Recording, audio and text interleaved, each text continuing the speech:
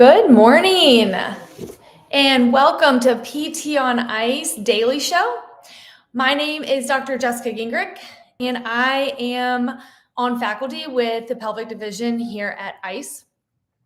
I hope everyone has had an awesome Thanksgiving and you are able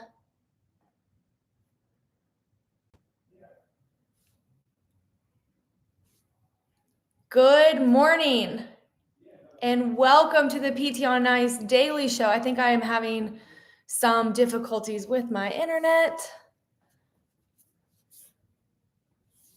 Let's try this again.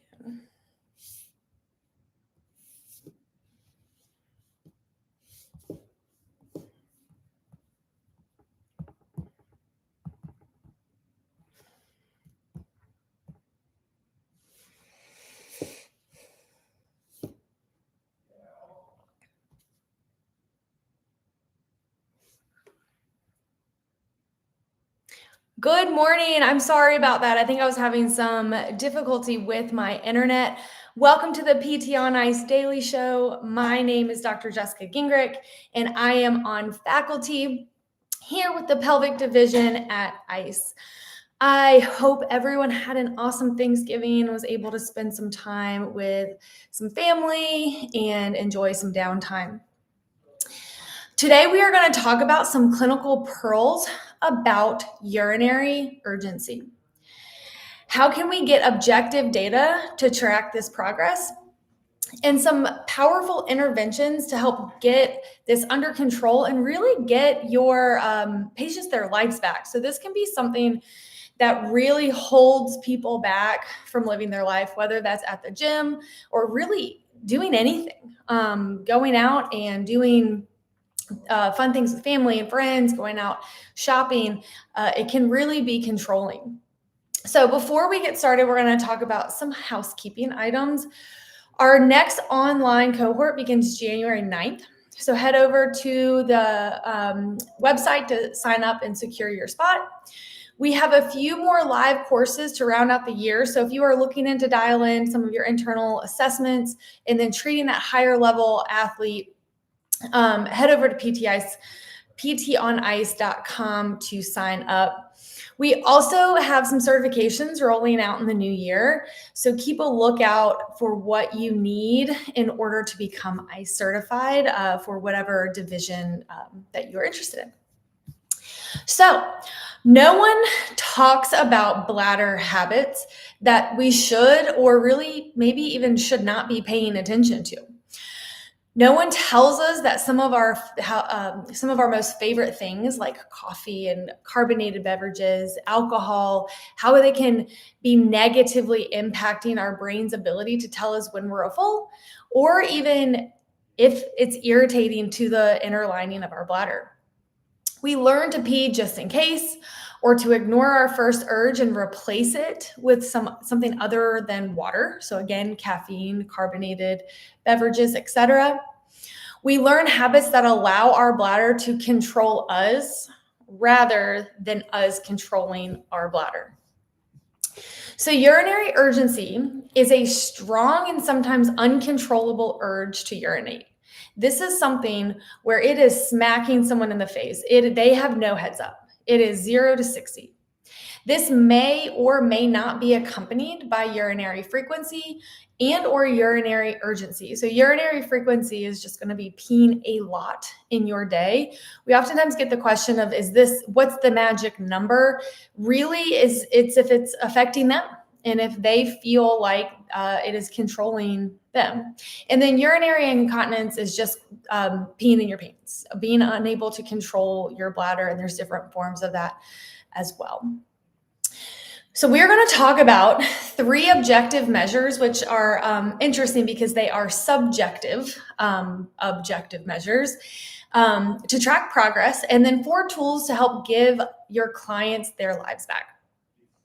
So it is important to know if they are experiencing any other symptoms with urinary urgency, because as we start to train this, we need to be mindful of those symptoms and also how comfortable they are at potentially experiencing those symptoms. For example, if they are peeing in their pants and we are now training this.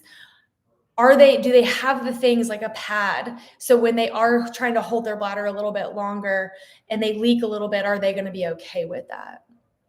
So these other symptoms include leakage, feelings of heaviness, constipation, urinary frequency.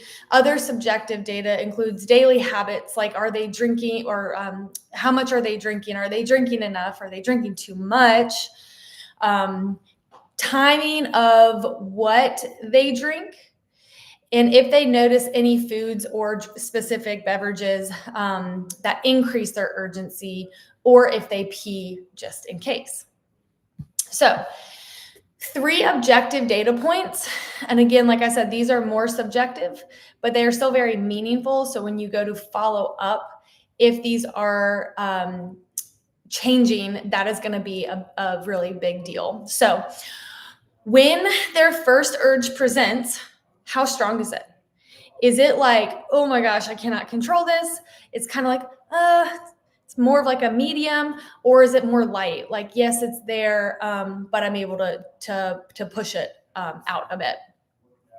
Are they able to hold it? So with that urge, are they also leaking, or are they just having the urge and no leakage with that? And then, do they notice anything that triggers this urge? So for example, some common things that I hear are going to be seeing a toilet. So they walk into a bathroom, that they see the toilet, and it is like, whoa. Walking into your home, so that kind of like key in the door trigger, running water, or even being in the shower. So a lot of people will pee in the shower, and it becomes this thing where you are in the shower and it hits you really, really hard. So when you are confident that they are experiencing urinary urgency, it's time to teach them to remain calm when they have that large urge. Then you're going to teach them how to do a Kegel. Show them what it means to be up in the attic and then also relaxed onto the first floor. When they are able to do a Kegel, we can teach them an urge suppression technique. I'm going to go over that here in a minute. Then, once you have the urge suppression technique down, we can start to train them in the presence of triggers. I call this trigger training. So urge suppression looks like this. So there, you're going to educate them to, when this happens, when the urge hits them, to stop what they're doing. They can sit, they can stand, whatever it is, they're going to stop what they're doing. They're going to take 5 deep breaths. Do 5 Kegels. Then take 5 more deep breaths. Then you're going to talk to them about finding a way to distract themselves. This may be getting back to work. This may be doing a load of laundry, playing with their kid, something to distract themselves. After a few times of practicing this, be sure to track when their first urge presents. Is it less or more than what they came in with? Are they able to control it? Are they able to continue what they're doing, or does it stop them? And are they able to do it in the presence of those original triggers? So give this a go. Have your patients try this for a week or so. Check in with them with those objective measures, subjective objective measures, and we'll see you next Monday.